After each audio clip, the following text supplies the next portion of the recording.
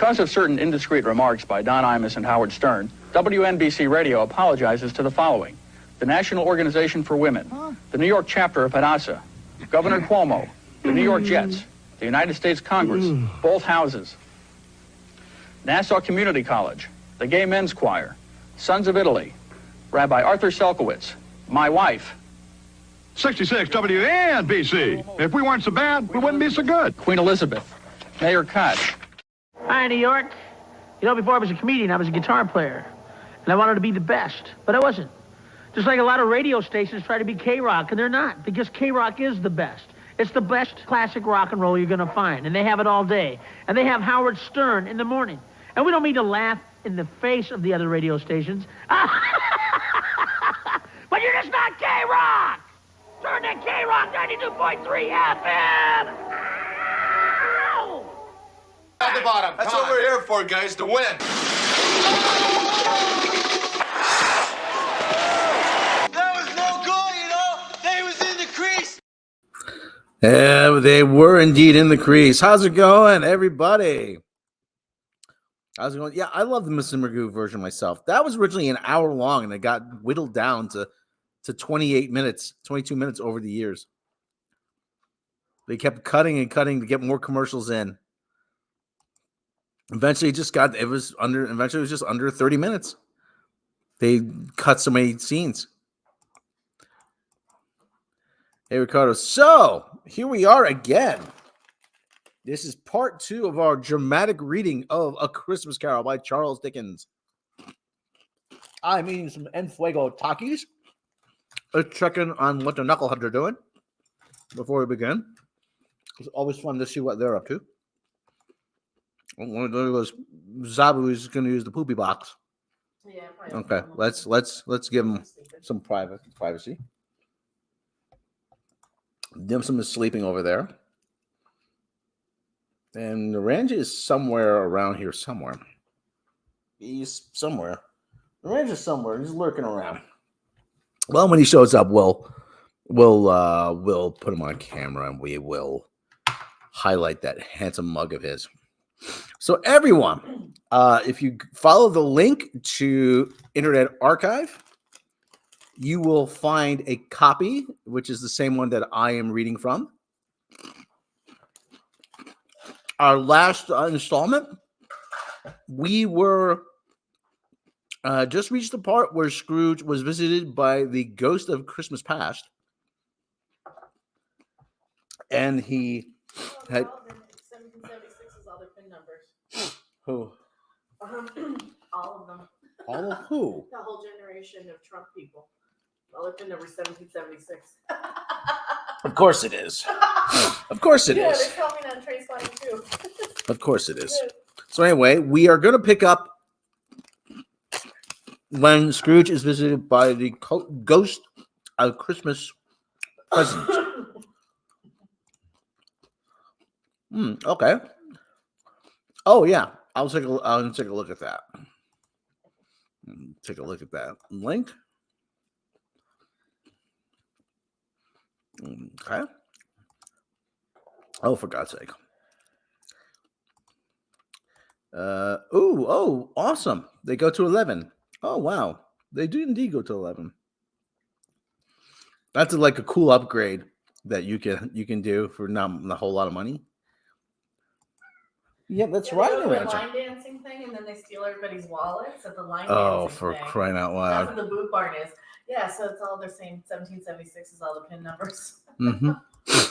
All right. Well, let that be a lesson to you. Don't make your PIN number 1776. So that's how you steal their money real quick. Yeah, okay. If you want to get a card reader. We don't advocate doing that, by the way. We don't advocate. That's how you do it real quick. But like I said, we don't advocate doing that. Yeah. That's all their PIN number. We don't advocate criminal activity on this podcast. We don't advocate criminal activity on this podcast. So he's winking at me. They're not supposed to know that.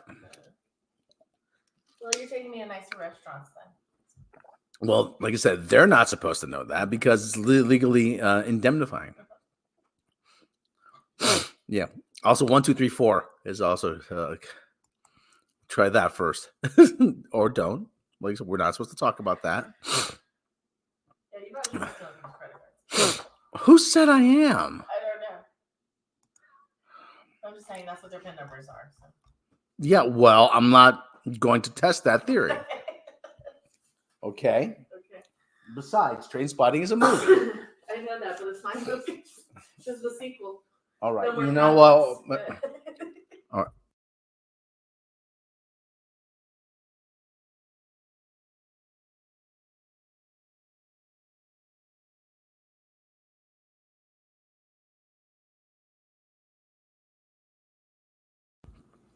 Okay. Yeah, that's right, Naranja. That's right. Naranja has showed up. He's saying, hey, why am I not on camera? And I'm going to say, okay, Elf, I'm going to fix that, buddy. So there he goes. There he went. Naranja, buddy. There he is. There he is. There he goes. Hey, buddy. How you doing? Hey, buddy. How you doing? Are you hungry? You hungry? You hungry, buddy? Okay, he'll let me know if he's hungry or not. So let's resume our dramatic reading of A Christmas Carol. We will put the picture representation up on screen. And we will begin momentarily. Okay. Now again, this is an AI picture. I do not own the rights to this, but it is actually a pretty good representation of what we have here. Okay. All right, there we go.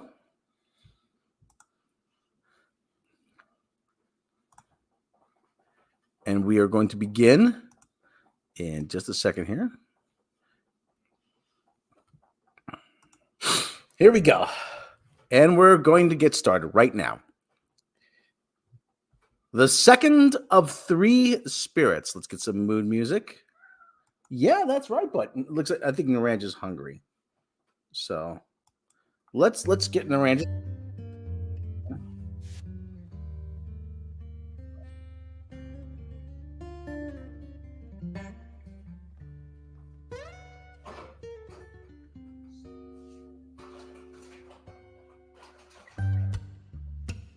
You have food.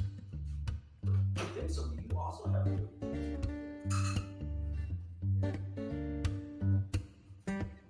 Ranch, buddy. Here you go. Again, that's their default state is hungry. Where did it all go wrong? Where I don't know. Let us begin. The second of 3 spirits. Is the music coming through adequately?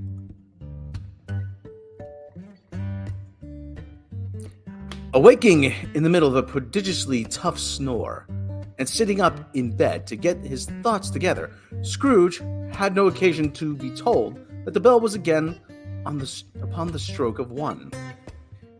He felt he was restored to consciousness in the right nick of time, for the especial purpose of holding a conference with the second messenger dispatched to him through Jacob Marley's intervention. The string sound a little bit off.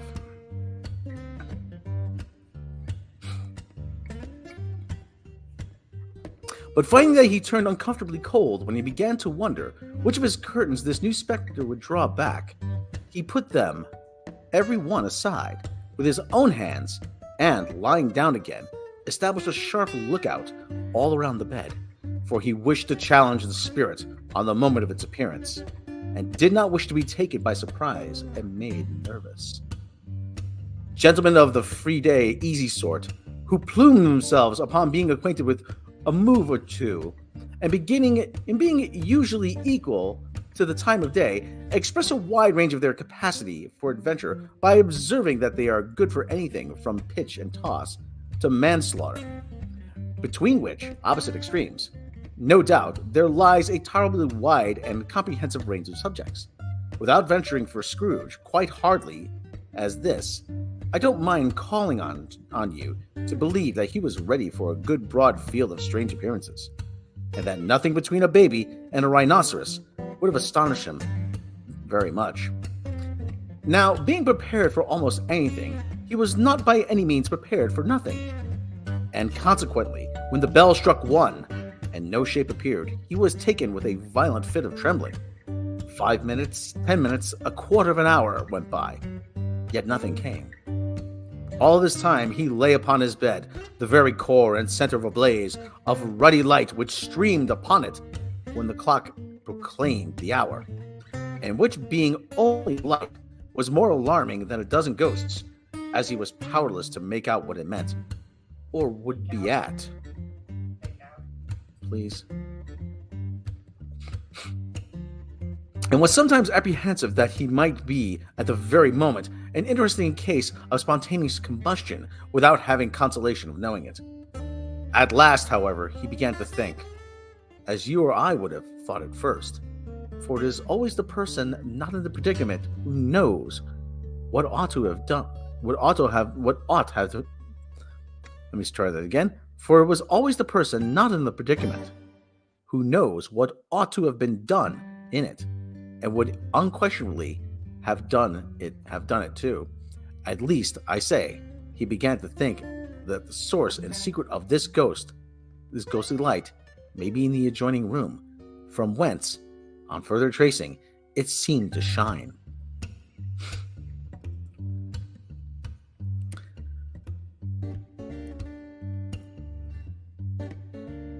This idea taking full possession of his mind, he got up softly and shuffled in his slippers to the door. The moment Scrooge's hand was on the lock, a strange voice called to him by name and bade him to enter. He obeyed. It was his own room, there was no doubt about that, but it had undergone a surprising transformation. The walls and ceiling were so hung with living green that it looked a perfect grove, and from every part of which bright gleaming berries glistened.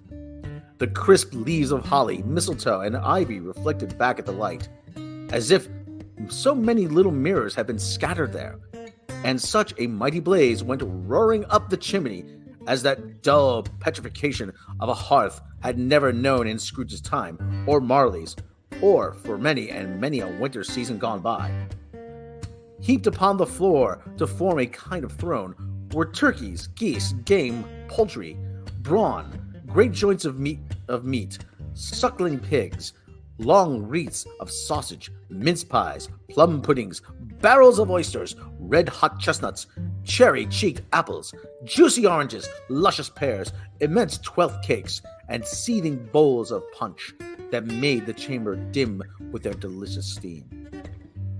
In easy state upon this couch there sat a jolly giant, glorious to see, who bore a glowing torch in the shape not unlike Plenty's horn, and held it up high to shed its light on Scrooge as he came peeping around the door. "Come on!" exclaimed the ghost. "Come in! Know me better, man!" Scrooge entered timidly and hung his head before the spirit. He was not the dogged Scrooge he had been, and though the spirit's eyes were clear and kind, he did not like to meet them. "I am the ghost of Christmas Present," said the spirit. "Look upon me!" Scrooge reverently did so. It was clothed in one simple green dark robe, or mantle, bordered with white fur. This garment hung so loosely on the figure that its capacious breast was bare, as if disdaining to be warded or concealed by any artifice. Its feet, observable beneath the ample folds of this garment, were also bare, and on its head it wore no other covering than a holly wreath, set here and there with shining icicles. Its dark brown curls were long and free as its genial face and sparkling eye, its open hand, its cheery voice, its unconstrained demeanor, its joyful air, girded round in its middle with an antique scabbard, but no sword was in it, and the ancient sheath was eaten up with rust. "You have never seen the like of me before," exclaimed the spirit. "Never," Scrooge made to answer it. "Have never walked forth with the younger members of my family, meaning, for I am very young. My elder brother, born in these years later, pursued the phantom." I don't think I have," said Scrooge. "I'm afraid I have not." "Have you many brothers, spirit?" "More than 1,800, said the ghost. "A tremendous family to provide for," muttered Scrooge. The ghost of Christmas present rose. "Spirit," said Scrooge submissively, "conduct me where you will. I went forth last night on compulsion, and I learned a lesson, which is working now. Tonight, if you have aught to teach me, let me profit by it." "Touch my robe." Scrooge did it as he told, and held it fast. Holly, mistletoe, red berries, ivy, turkeys, geese, game, poultry, brawn, meat, pigs, sausages, oysters, pies, puddings, fruit, and punch all vanished instantly. So did the room, the fire, the ruddy glow, the hour of night, and they stood in the city streets on Christmas morning, where, for the weather was severe, the people made a rough but brisk and not unpleasant kind of music, in scraping snow from the pavement in front of their dwellings, and from the tops of their houses, whence it was mad delight to the boys to see it come plumping down into the road below, and splitting into artificial little snowstorms.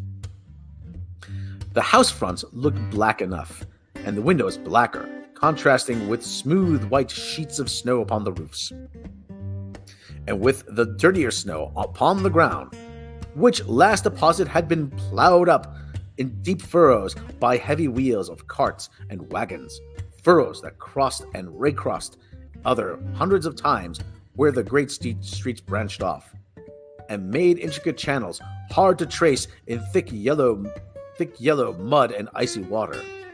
The sky was gloomy, and the shortest of streets were choked with dingy mist, half thawed, half frozen, whose heavier particles descended in a shower of sooty atoms, as if all the chimneys in Great Britain had, one by one consent, caught fire, and were blazing away to their dear heart's content.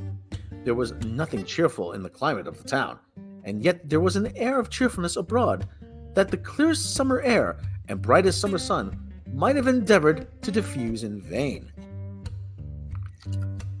For the people who were shoveling away on the housetops were jovial and full of glee, calling out to one another from the parapets, and now and then exchanging a facetious snowball, better nature missile than far many wordly jest, laughing heartily if it went right, and not less heartily if it went wrong. The poulterers' shops were still half open, and the fruitiers were radiant in their glory. There were great round pot-bellied baskets of chestnuts, shaped like waistcoats of jolly old gentlemen, lolling at the doors and tumbling out into the street in their apoplectic opulence. There were ruddy brown-faced broad-girth Spanish onions, and shining in the fatness of their growth, like Spanish friars, and the winking from their shelves in wanton slyness at the girls as they went by, and glanced demurely at the hung-up mistletoe. There were pears and apples clustered in high blooming pyramids. There were bunches of grapes, made, in the shopkeeper's benevolence, to dangle from conspicuous hooks that people's mouths might water gratis as they passed by. There were piles of filberts, mossy brown, recalling their fragrance, ancient walks among the woods, pleasant shufflings ankle-deep through withered leaves. There were Norfolk biffins, squaband, swarthy, setting off yellow of the oranges and lemons, and in the great compactness of their juicy persons, urgently entreating and beseeching upon to be carried home in paper bags and eaten after dinner. The very gold and silver fish set forth among these choice fruits in a bowl, though members of a dull and stagnant-blooded race, appeared to know that there was something going on, and, to a fish, went gasping round and round in their little world in a slow, passionless excitement. Grocers, oh, the grocers, nearly closed, with perhaps 2 shutters down, or one.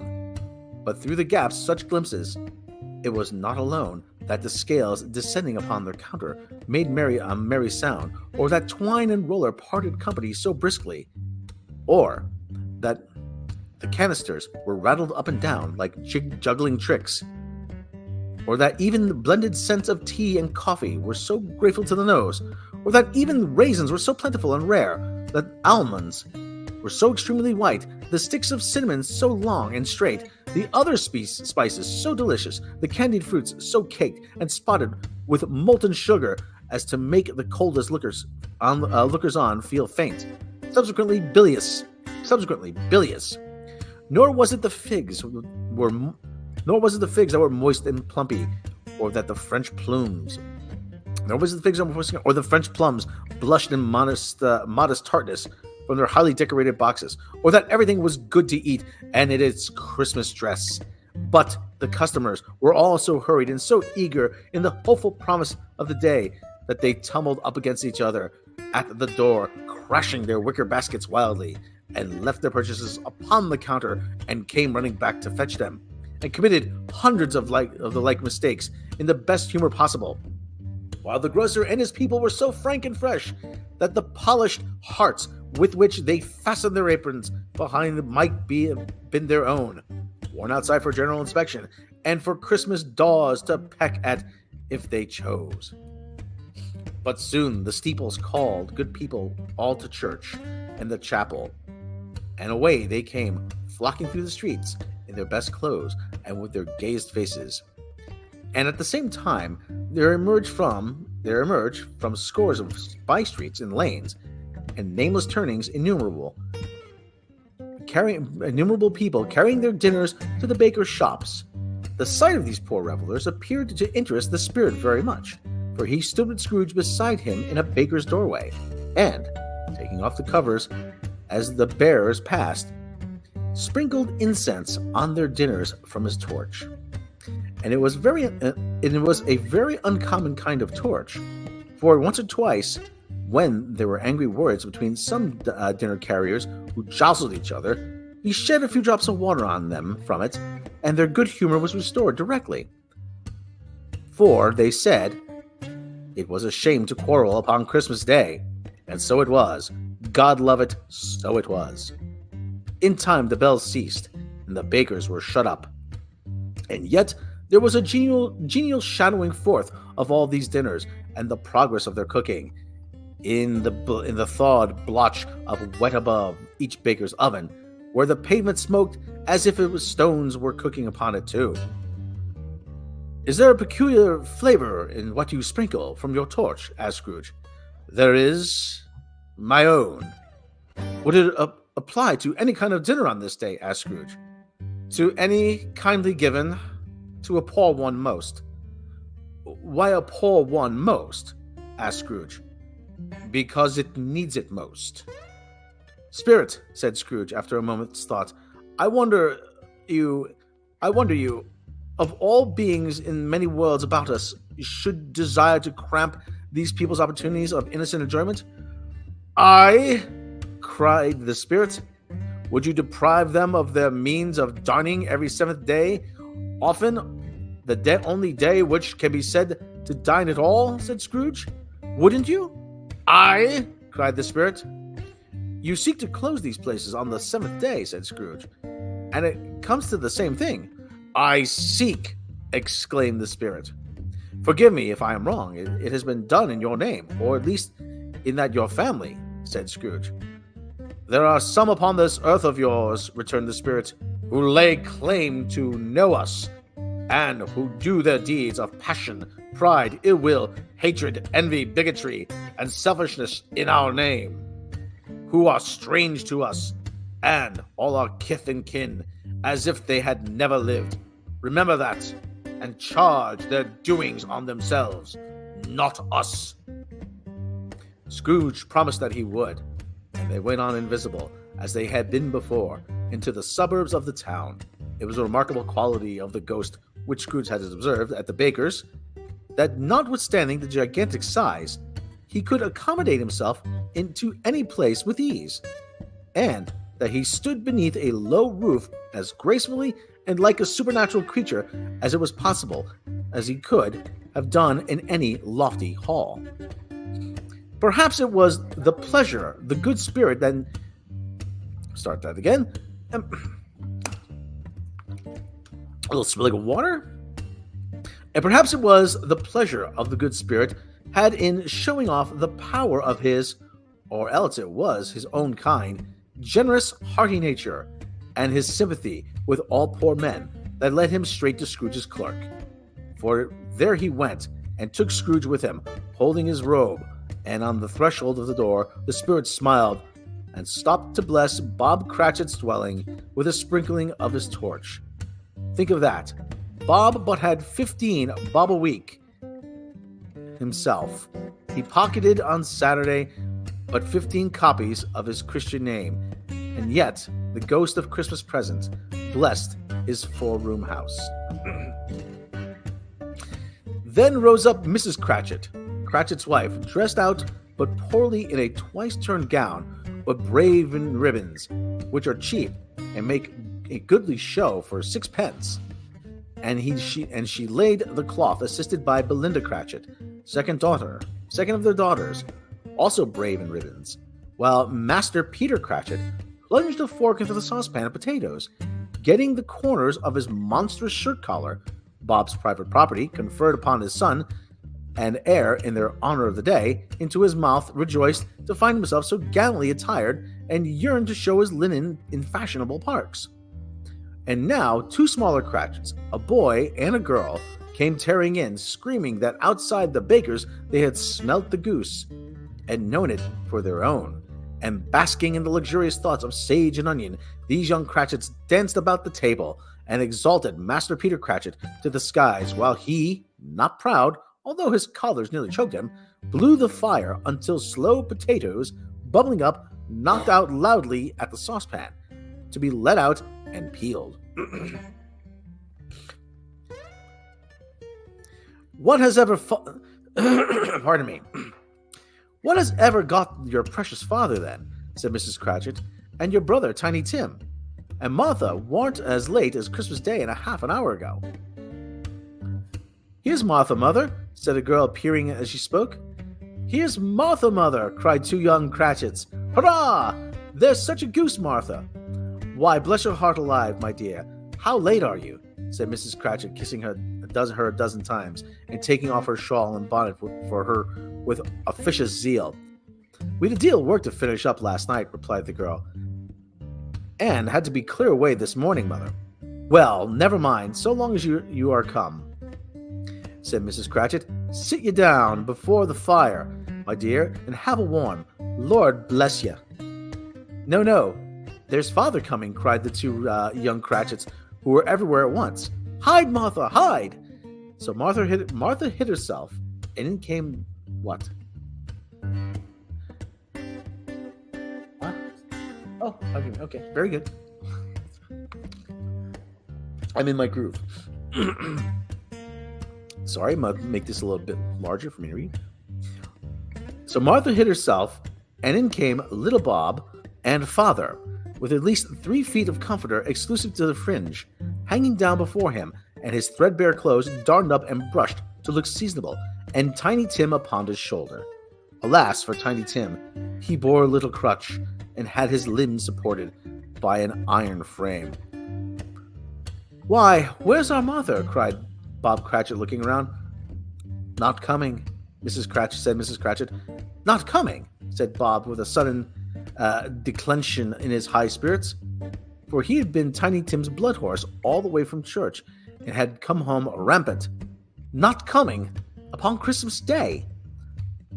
Martha didn't like to see him disappointed, if it were only a joke, so she came out prematurely from behind the closet door and ran up into his arms, while the 2 young Cratchits hustled Tiny Tim and bore him off to the wash-house, that he might hear the pudding singing in the copper.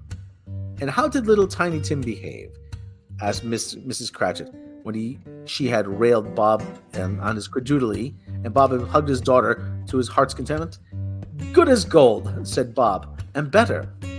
Somehow he gets thoughtful, sitting by himself so much, and he thinks the strangest things you've ever heard.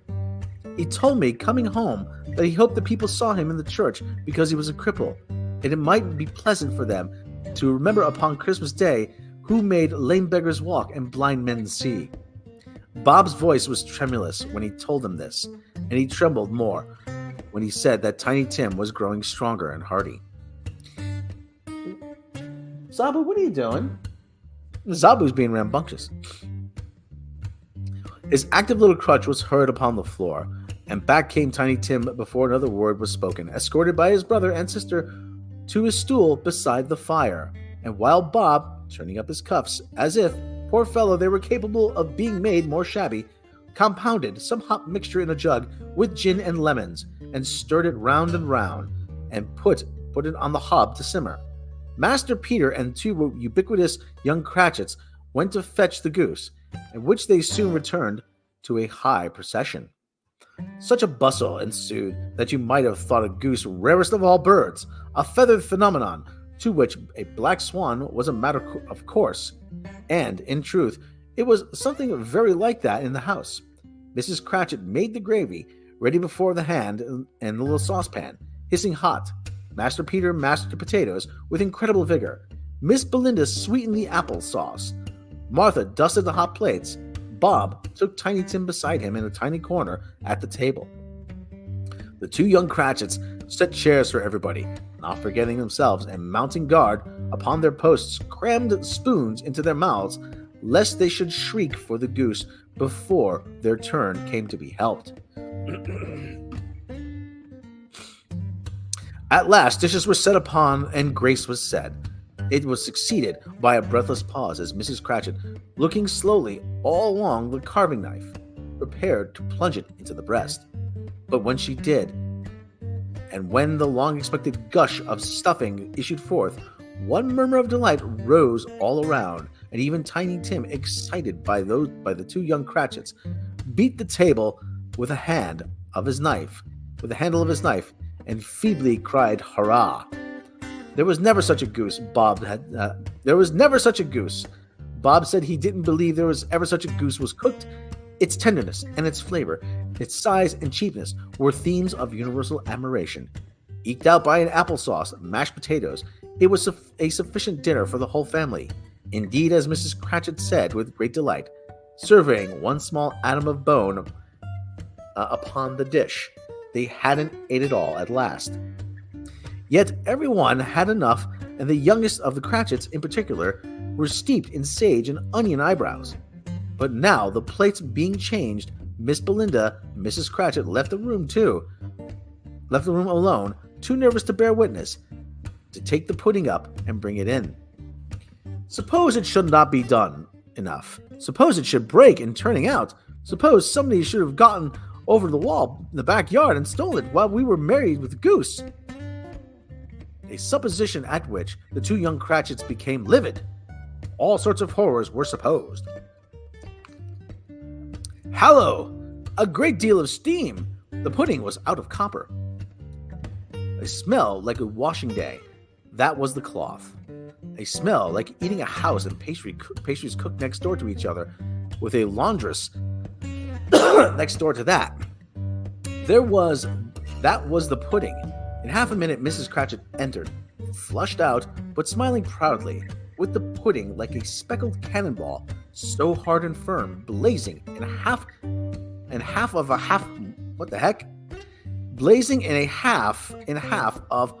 a quartern of ignited brandy, with bedlight with Christmas holly stuck into the top. "Oh, a wonderful pudding," Bob Cratchit said, and calmly too, that he regarded it as the greatest success achieved by Mrs. Cratchit since their marriage.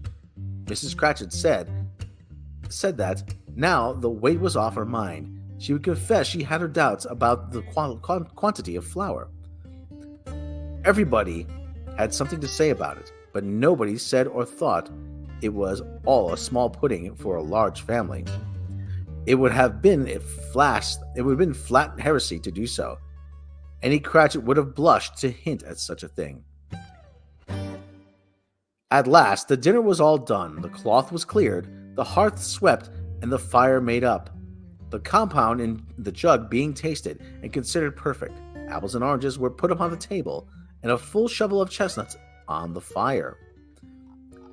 Then, all the Cratchit family drew around the hearth in what Bob Cratchit called a circle, meaning a half one, and at Bob Cratchit's elbow stood the family display of glass, 2 tumblers, and a custard cup without a handle. These held the hot stuff from the jug, however, as well as the golden goblets would have done, and Bob served it out with beaming looks, while the chestnuts on the fire sputtered and crackled noisily. Then Bob proposed, "A Merry Christmas to all of us, my dears. God bless us," which all the family re-echoed. "God bless us, everyone," said Tiny Tim, the last of all. He sat very close to his father's side upon his little stool.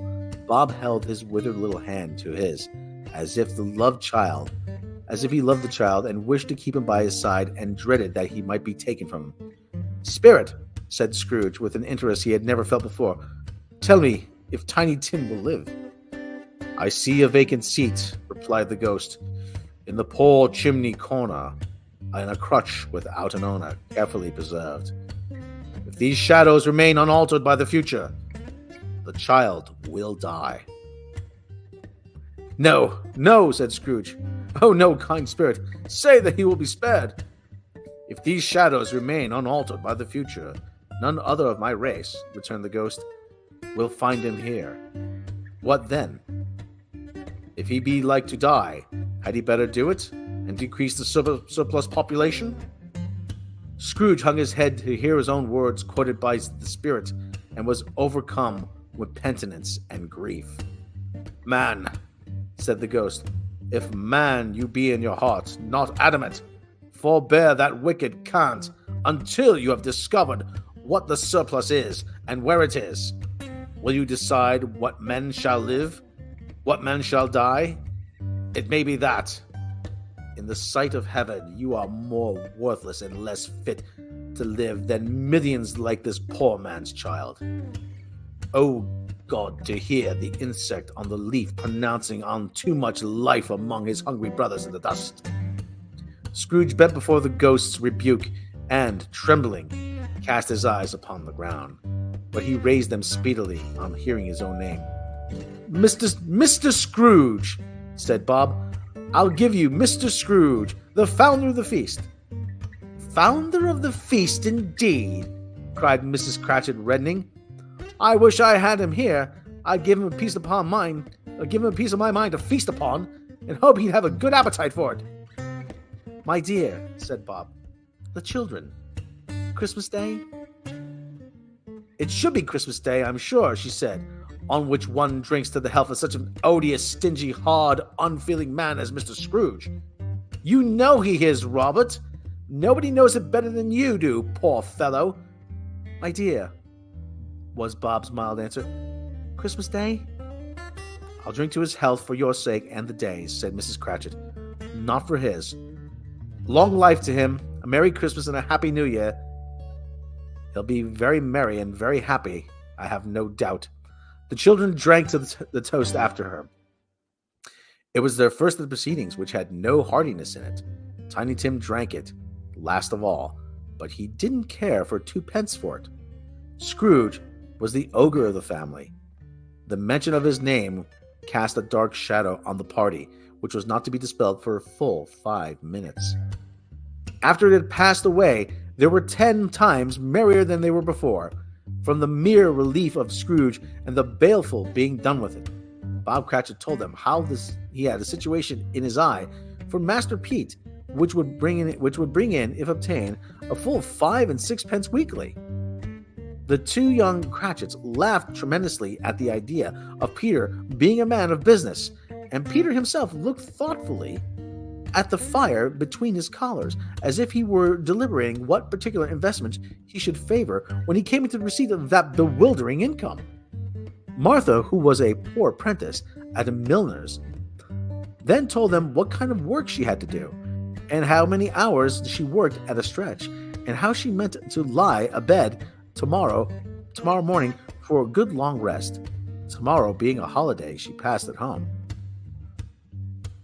Also, she had been seen as a countess and a lord some days before, and now the lord was much about as tall as Peter, at which Peter pulled up his collar so high that you couldn't have seen his head if he had been there.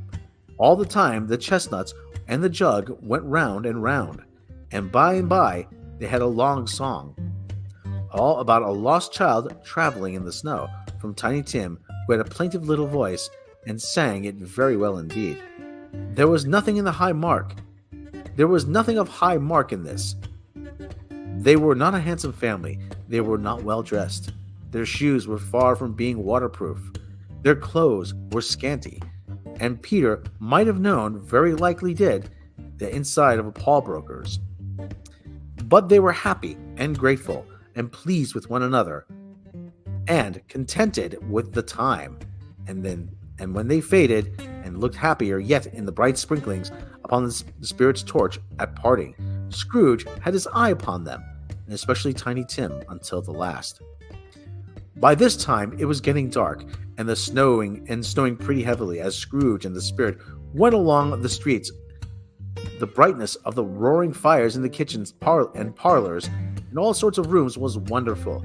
Here the flickering of the blaze showed preparations for a cozy dinner, with hot plates baking through and before the fire, and deep red curtains ready to be drawn to shut out the cold and darkness. There all the children of the house were running into the snow to meet their married sisters and brothers and cousins and uncles and aunts, and to be the first to greet them. Here again were shadows on the windows, blinds of their guests assembling, and there were a group of handsome girls, all hooded and fur-booted, and all chattering at once, tripped lightly off to some neighbor's house, where woe upon the single man who saw them enter. Artful witches, well they knew it in a glow. But if you had judged them from the numbers of people on their way to friendly gatherings, you might have thought that no one was at home to give them welcome when they got there. Instead, every house expecting company and piling up its fires half a chimney high. Blessings on it, how the ghost exulted, how it bared its breath of breasts, and opened its capacious palm, and floating outpouring with generous hand its bright harmless mirth on everything within its reach. That's right, Zabu. That's right. He's giving a blessing, Zabu.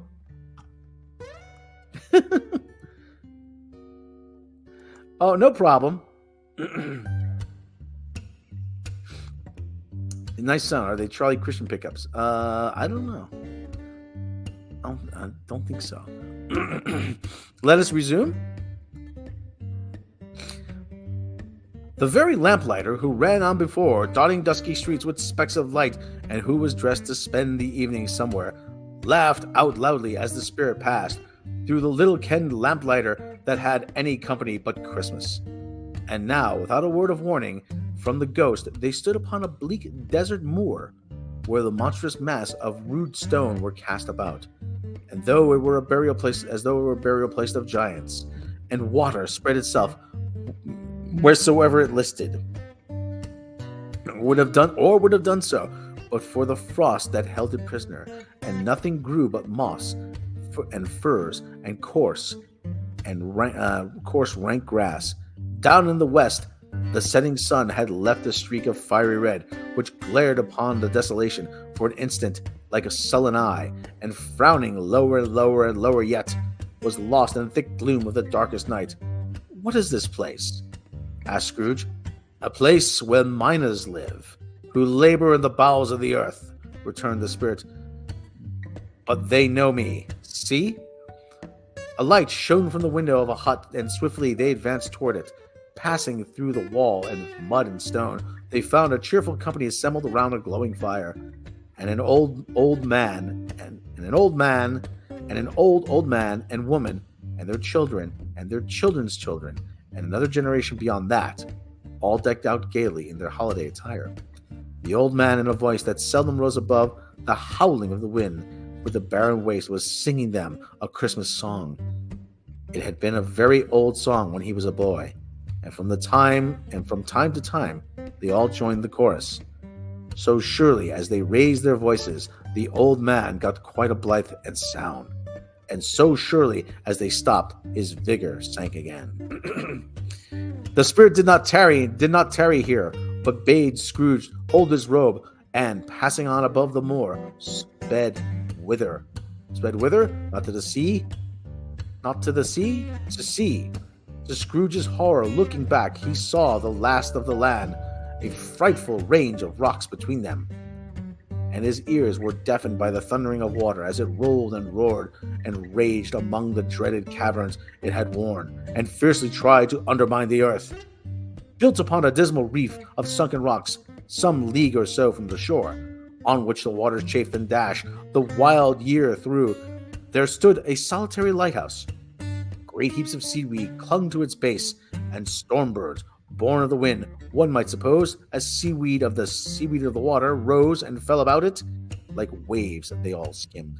But even here, two men who watched the light had made a fire, and that through the loophole in the thick stone wall shed out a ray of brightness on the awful sea. Joining their horny hands over the rough table at which they sat, they wished each other Merry Christmas in their can of grog.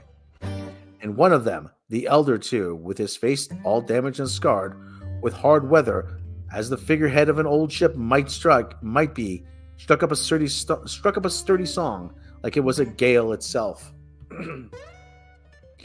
Again the ghost sped on, above the black and heaving sea, on until, far away, as he told Scrooge, from any other shore, they lighted on a ship. They stood beside the helmsman at the wheel, the lookout in the bow, the officers who had the watch, dark ghostly figures in their several stations, but every man among them hummed a Christmas tune, or had Christmas thought, or spoke below his breath to his companion of some bygone Christmas day, with their homeward hopes belonging to it. And every man on board, waking or sleeping, good or bad, had a kinder word for one another on that day than on any day in the year, and had shared to some extent in its festivities, had remembered those he had cared for at a distance, and had known that they delighted to remember him. It was a great surprise to Scrooge, while listening to the moaning of the wind, and thinking what a solemn thing it was to move on through the lonely darkness, over an unknown abyss, whose depths were secrets as profound as death. It was a great surprise to Scrooge, while thus engaged, to hear a hearty laugh. It was a much greater surprise to Scrooge to recognize it as his own nephew, and to find himself in a bright, dry, gleaming room, with the spirit standing and smiling by his side, and looking at the same nephew with approving affability. "Ha ha ha ha ha!" laughed Scrooge's nephew. "Ha ha ha ha! If you should happen by any unlikely chance to know a man more blessed in a laugh than Scrooge's nephew, all I can say is, I should like to know him too. Introduce him to me, and I'll cultivate his acquaintance. It is fair, even-handed, noble adjustment of things, that while there is infection in disease and sorrow, there is nothing in the world so irresistibly contagious as laughter and good humor." When Scrooge's nephew laughed in this way, holding his sides, rolling his head, and twisting his face into the most extravagant contortions, Scrooge's niece, by marriage, laughed as heartily as he. And their assembled friends, being not a bit behindhand, roared out lustily, "Ha ha ha ha ha! Ha ha ha! He said that Christmas was a humbug, as I live!" cried Scrooge's nephew. "He believed it too!"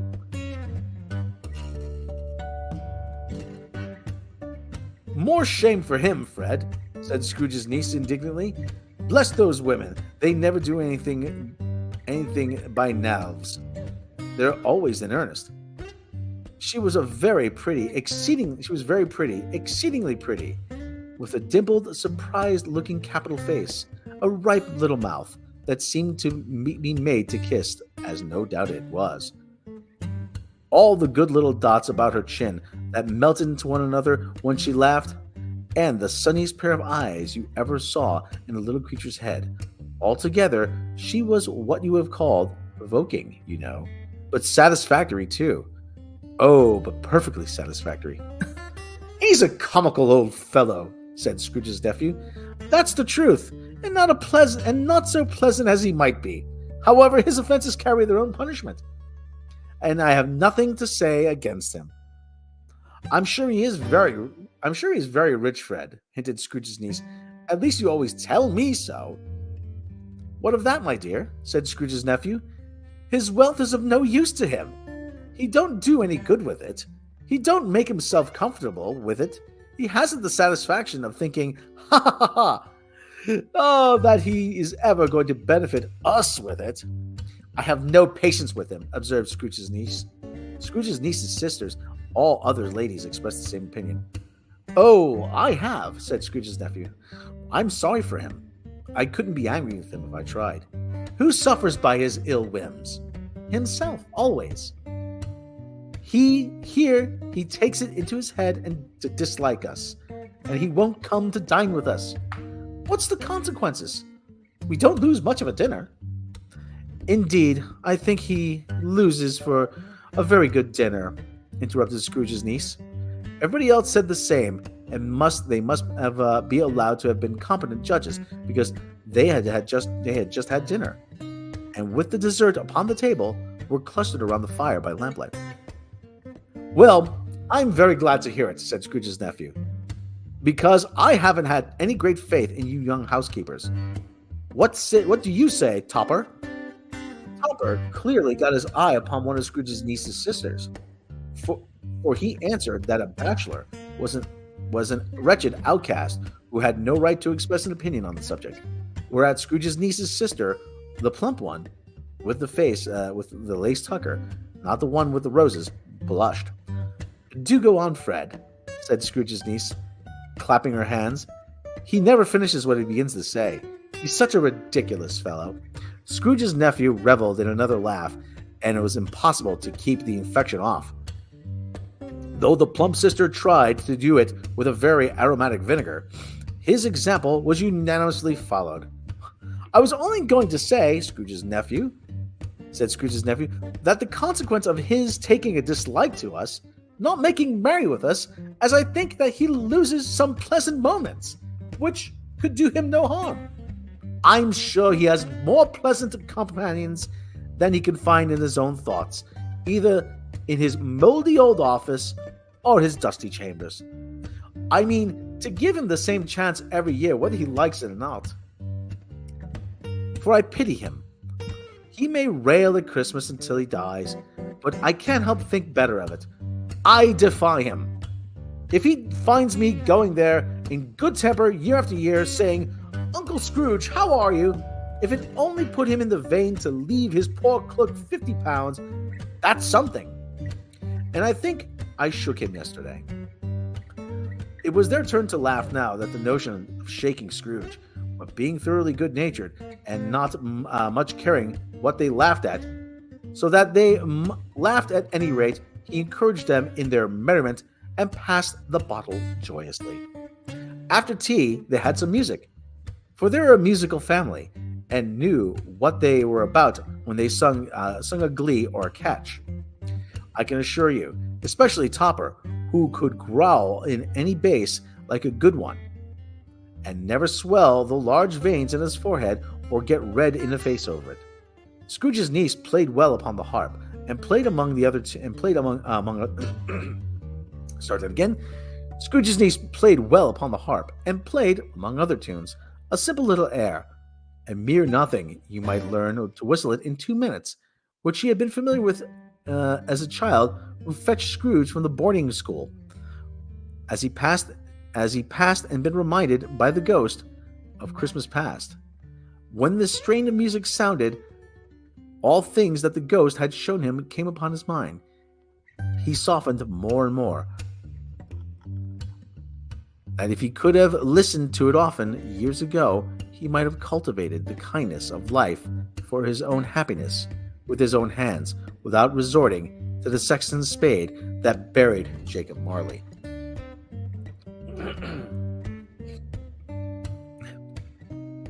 But they didn't devote the whole evening to music. After a while, they played at forfeits. For it is good to be children sometimes, and never better than at Christmas, when its mighty founder was a child himself. Stop! There was first a game of blind man's bluff. Of course there was. And I no more believe Topper was really blind than I believe he had eyes in his boots. In my opinion is that it was done a thing between him and Scrooge's nephew, and that the ghost of Christmas present knew it.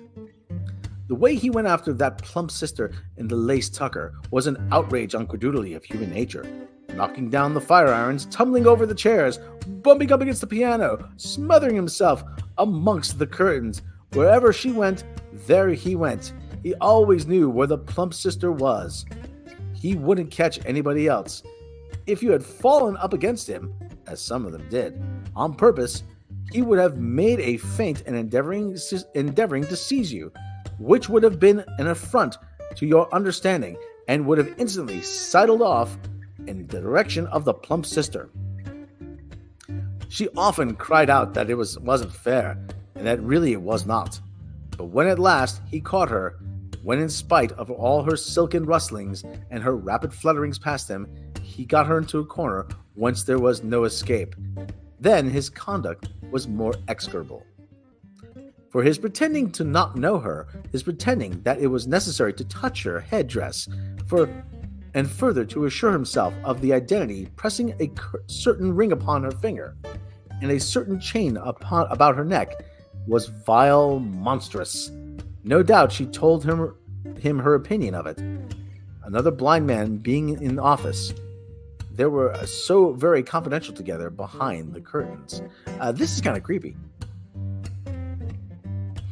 Yeah, well, we're doing a special reading of A Christmas Carol.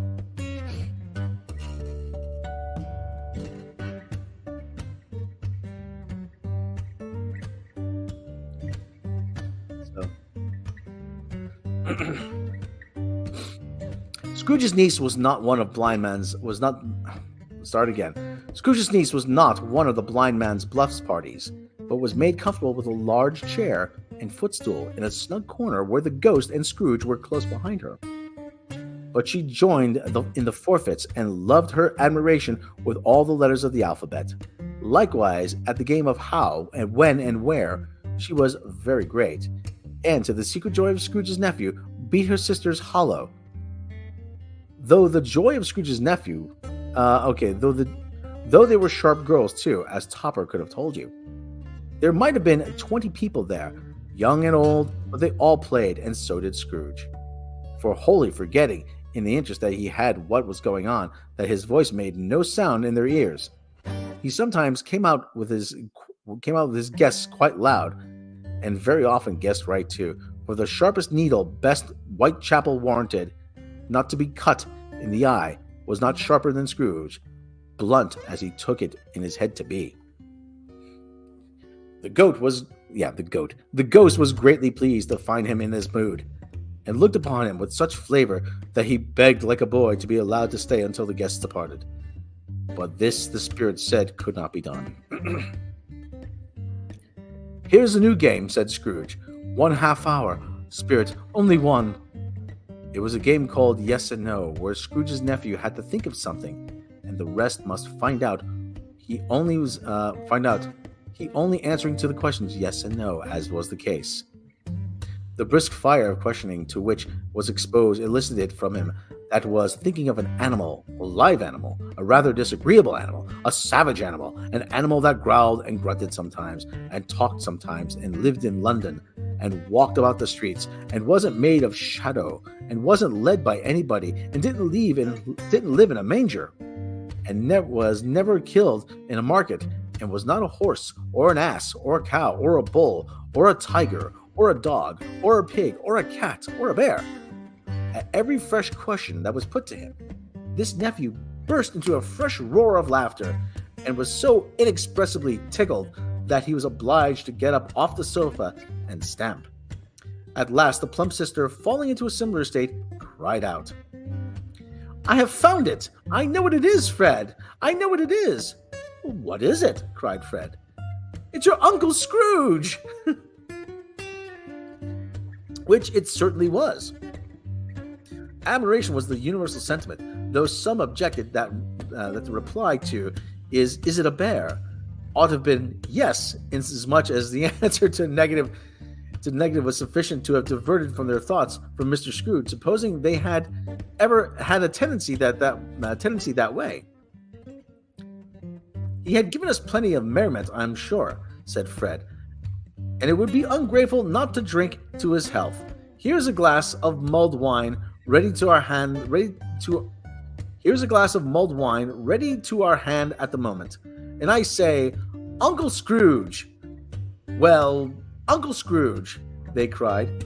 A Merry Christmas and a Happy New Year to you, old man, wherever he is, said Scrooge's nephew. He wouldn't take it from me, but may he have it nevertheless.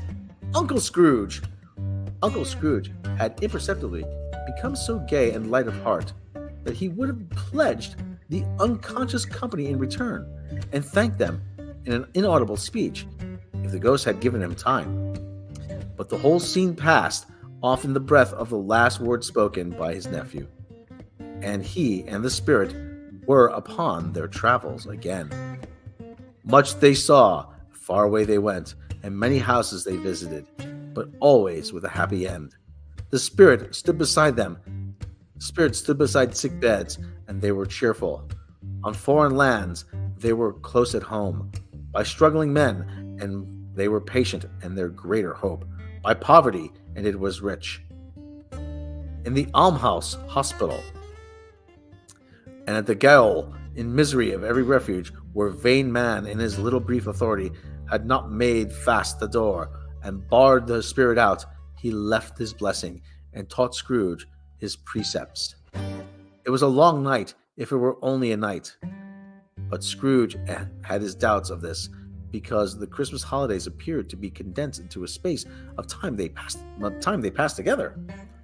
It was strange, too, that while Scrooge remained unaltered in his outward form, the ghost grew older, clearly older. Scrooge had observed this change, but never spoke of it until they left a children's 12th night party. When looking at the spirit as they stood together in an open place, he noticed that his hair was gray. "Are spirits' lives so short?" asked Scrooge. "My life upon this globe is very brief," replied the ghost. "It ends tonight." "Tonight!" cried Scrooge. "Tonight at midnight. Hark, the time is drawing near." The chimes were ringing 11:15 at the moment. "Forgive me if I am not justified in what I ask," said Scrooge, looking intently at the spirit's robe. But I see something strange and not belonging to yourself protruding from your skirts. Is it a foot or a claw?" "It might be a claw, for the flesh there is upon it," was the spirit's sorrowful reply. "Look here." From the folding of its robe, it brought two children, wretched, abject, frightful, hideous, miserable. They knelt down at its feet and clung upon the outside of the garment. "Oh man, look here! Look down here!" exclaimed the ghost. They were a boy and a girl, yellow, meager, ragged, scowling, wolfish, but prostrate, too, in their humility, where graceful youth should have filled their features out and touched them with the freshest tints. A stale and shriveled hand, like that of old age, had pinched and twisted them and pulled them into shreds. Where angels might have sat enthroned, devils lurked and glared out menacing. No change, no degradation, no perversion of humanity in any grade. Through all the mysteries of wonderful creation has all the monsters half horrible and dread. Scrooge started back appalled. Having shown them to him this way, he tried to say they were fine children, but the words choked themselves rather than be parties to such a lie of such magnitude. "Spirit, are they yours?" Scrooge could say no more. "They are man's," the spirit said, looking down upon them, "and they cling to me, appalling from their fathers. This boy is ignorance. This girl is want. Beware of them both, and all their degree, but most of all beware of this boy, for on his brow I see written which is doom, unless the writing be erased. Deny it," cried the spirit. "Slander those who tell it ye. Admit for all your factious purposes and make it worse and bide the end. Have they no refuge or resources? Cried Scrooge. Are there no prisons? Said the spirit, turning to him for the last time with his own words. Are there no workhouses? The bell struck 12. Scrooge looked down upon him for the ghost and saw it not.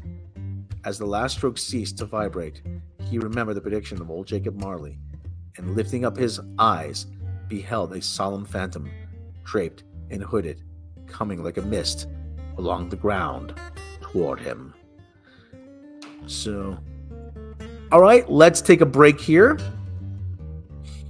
For those still listening, I don't have anybody listening. Do I have anybody listening?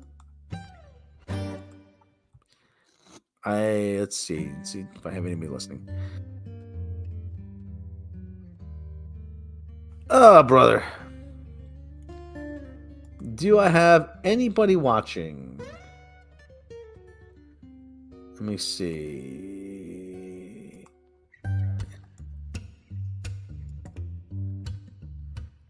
All right, let me see if anybody's watching here. All right, well, I'm going to take a break in any event.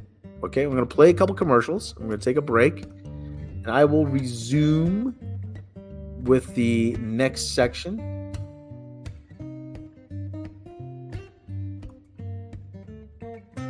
And okay, we are going to take a little break and get something to drink.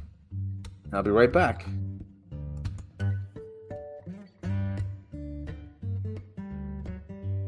She's a single female lawyer in the city who happens to be the cousin of one of the most powerful Avengers. There's no competition for me because I'm the strongest, so it's just kind of like a different... Oh, yeah, she let her think that, but...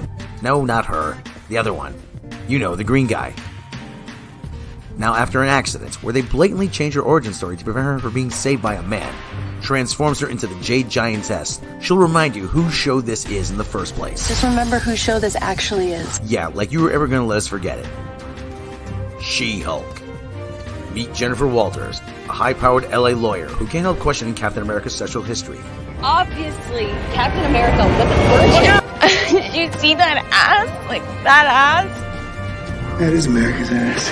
Did not deserve to die a virgin. It's like... Get sexually harassed outside a bar by a bunch of outdated male stereotypes. Just being friendly. Yeah, where you going? So what? Then wakes up in Mexico at Bruce Banner's tropical retreat, who then will take every opportunity to remind you how horrible it is to be a woman in the 21st century. Triggers are anger and fear. Those are like the baseline of any woman just existing. When incompetent men explain my own area of expertise to me, I can prove that's not the case. More smiles. When I'm catcalled in the street. It's 2022. Where do you get catcalled? On your way from your office to Starbucks? Yeah, it must be hell going that whole 20 feet from the elevator to the counter. Then, after returning to her career as a high-powered deputy DA, she's attacked by the Jersey Shore and manages to defeat her in about 3 seconds. Well, that was anticlimactic. Tatiana Maslany stars in the show whose writers admit that they don't know how to write a courtroom scene in Lawyer Show. I Am Woman Hulk, Hear Me Roar. Literally. Maybe this would have been better if it wasn't written like a Twitter argument between two completely unlikable human beings. Basically, I was right and Bruce was wrong. Steve Rogers is not a virgin. Little punk. He lost his virginity to a girl in 1943 on the USO tour. If this is the best the MCU now has to offer, then I hate to think what you have in store for Daredevil.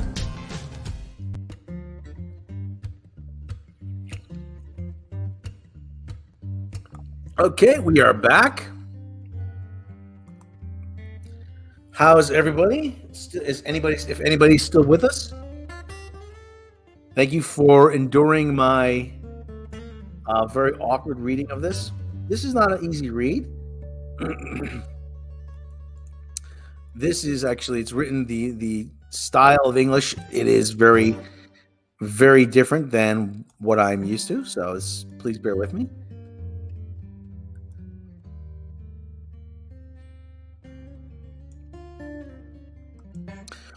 We are up to, right now, page 111. The last of the spirits.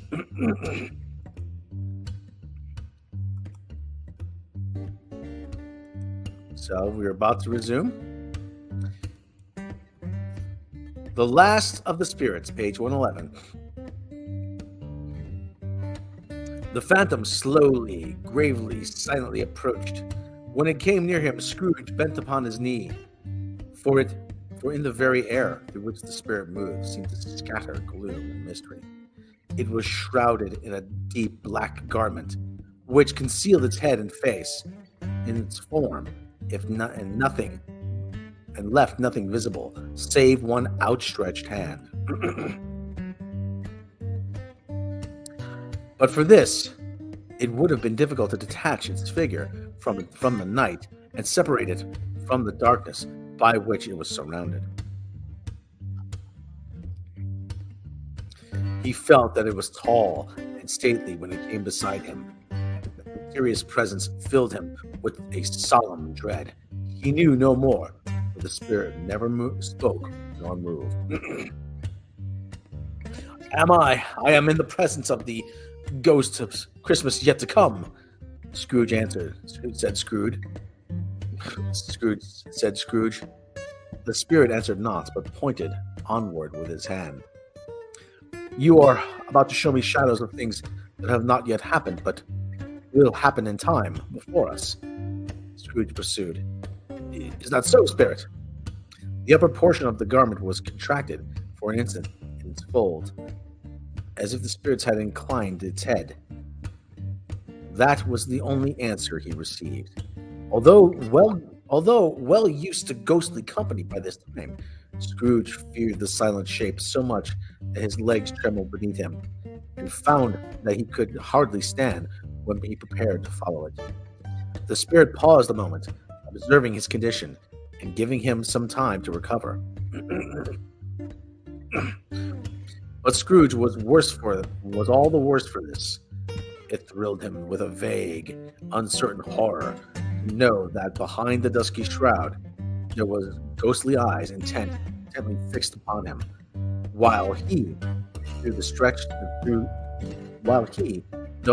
he stretched his own utmost to the utmost, could see nothing but a spectral hand and one great heap of black. Ghost of the future, he exclaimed, I fear you more than any of the spectre I've seen, but I know your purpose is to do me good, and I hope to live to be another man from what I was. I am prepared to bear your company and do it with a thankful heart. Will you not speak to me? It gave him no reply. The hand was pointed straight before him. Lead on, said Scrooge. Lead on. The night is waning fast, and is precious time to me. I know. Lead on, spirit.